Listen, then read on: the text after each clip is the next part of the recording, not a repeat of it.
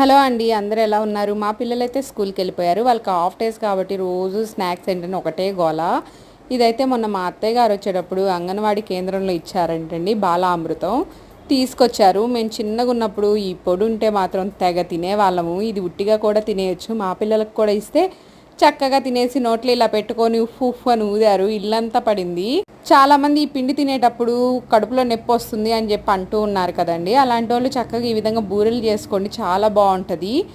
మనందరికీ దొరకాలంటే కూడా దొరకదు. పల్లెటూరులో వాళ్ళని ఎవరినైనా తెలిసిన వాళ్ళని కానీ అడిగామంటే చక్కగా ఇచ్చేస్తారు అంగన్వాడీ కేంద్రం వాళ్ళు. ఇంక ఈ విధంగా బూరెల పిండిలా కలిపేసుకొని 2 గ్లాసుల బాలామృతానికి 1 గ్లాస్ గోధుమ పిండి, దాంతోపాటు 2 టేబుల్ స్పూన్ల బెల్లం కూడా వేసుకొని గంట సేపు నానబెట్టానండి.